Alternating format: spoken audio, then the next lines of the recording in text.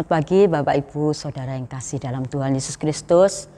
Pagi ini kembali kita akan nikmati makanan rohani yang menyehatkan.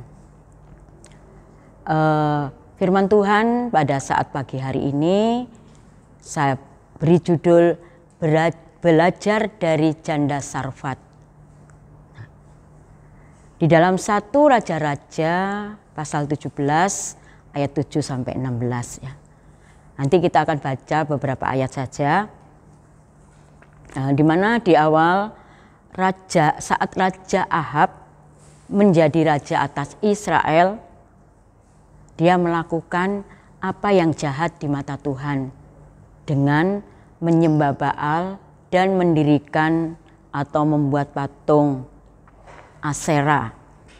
Karena istri Ahab adalah Isabel, penyembah patung. Dengan hal ini, maka Allah menghukum bangsa Israel dengan mendatangkan kemarau yang panjang yang diberitahukan Allah melalui Nabi Elia.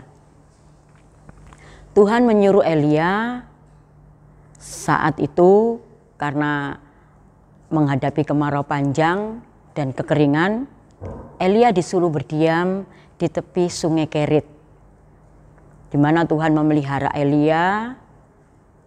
Namun beberapa waktu sungai itu menjadi kering dan Allah juga tetap memelihara Elia sebab hujan tidak turun di negeri itu. Dikatakan di dalam ayat yang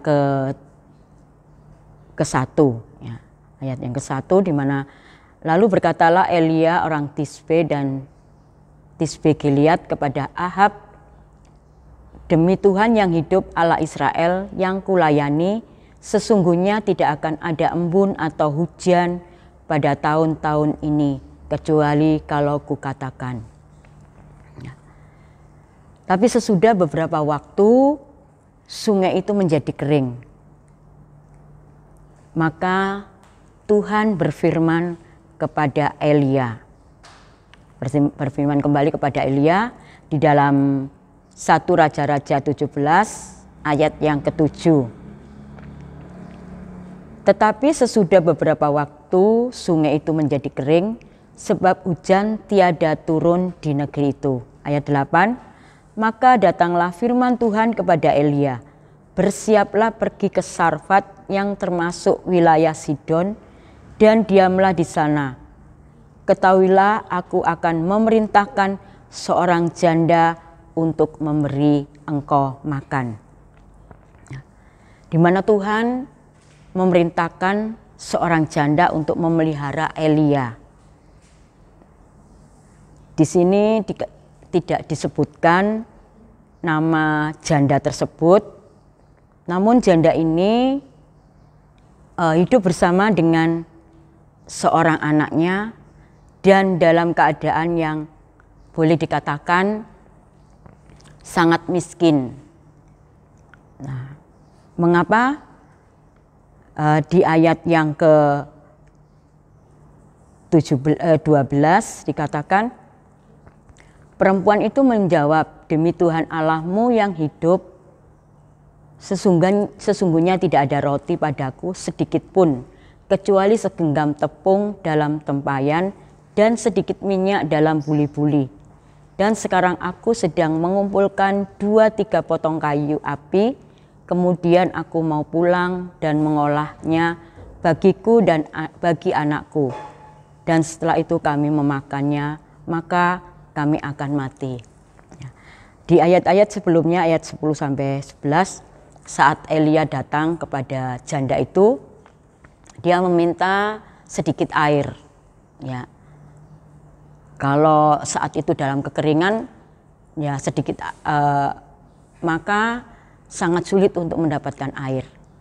Bahkan juga setelah Elia mengatakan itu, Elia meminta roti, tetapi jawab perempuan itu dia tidak mempunyai roti.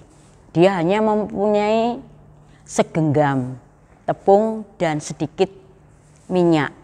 Nah, itu pun akan dimasak untuk dia dan anaknya, setelah itu dia akan mati.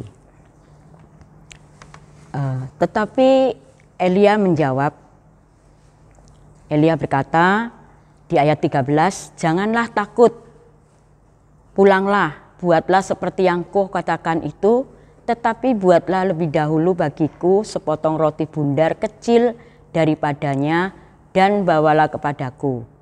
Kemudian barulah kau buat bagimu dan bagi anakmu. Ya, mungkin perempuan atau janda ini juga bingung ya. Dia hanya mempunyai sedikit, tetapi Elia ini meminta.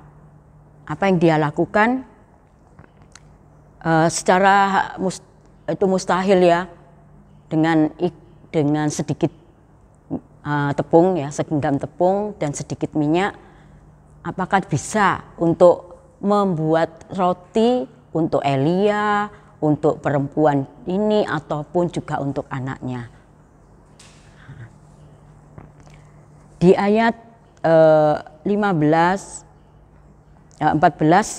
Tuhan mengatakan kepada Elia untuk disampaikan kepada perempuan ini, jangan takut, buatlah apa yang sesuai dengan firman yang disampaikan oleh Elia. Maka tepung itu tidak akan habis, minyak itu tidak akan berkurang. Dari peristiwa ini, akhirnya perempuan pun melakukan apa yang Elia katakan. Benar, mujizat terjadi. Di ayat 15 dikatakan, lalu pergilah perempuan itu dan berbuat seperti yang dikatakan Elia.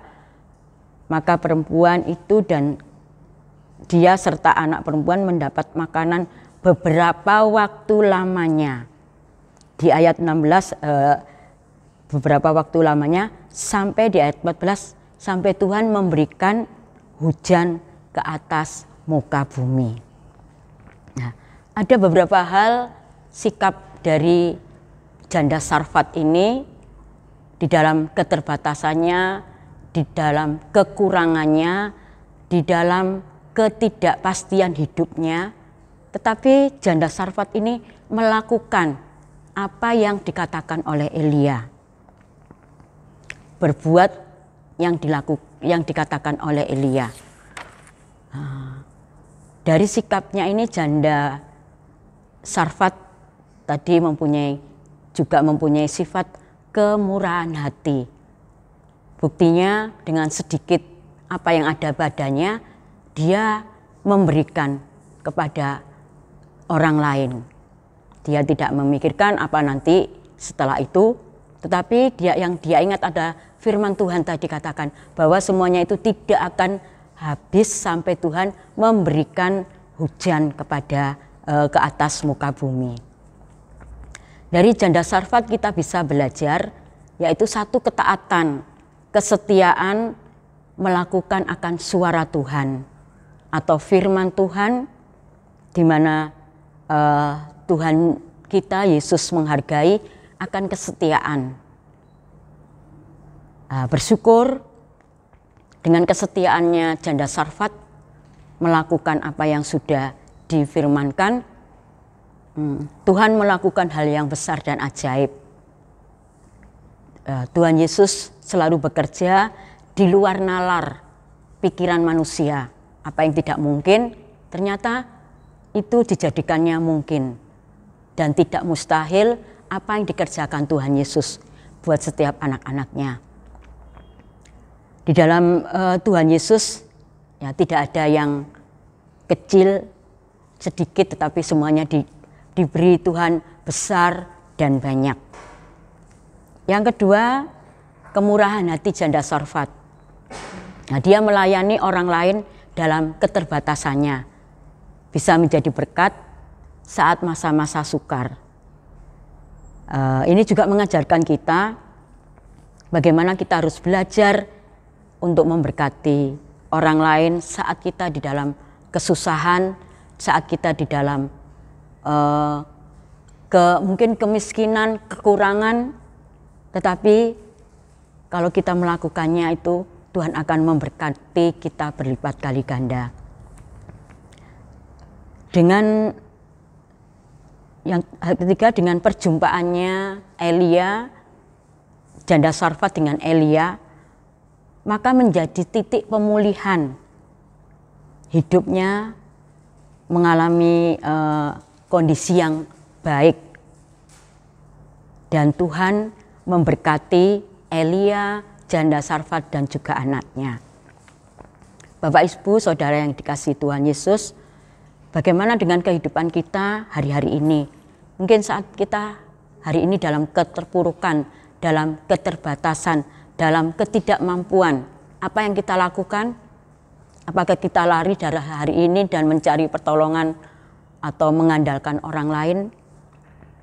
Janda Sarfat mengajarkan, dia mengandalkan firman Tuhan melalui Elia. Dia mengandalkan Tuhan melalui firman Tuhan yang disampaikan oleh Elia. Sehingga membuat kondisi janda Sarfat ini menjadi lebih baik. Bahkan hal yang indah, mungkin yang tidak terpikirkan oleh janda Sarfat ini, Tuhan lakukan. Demikian juga kehidupan kita.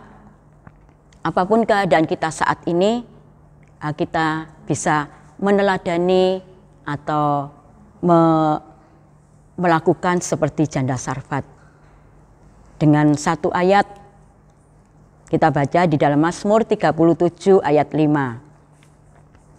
Serahkanlah hidupmu kepada Tuhan dan percayalah kepadanya, dan Ia akan bertindak. Ya.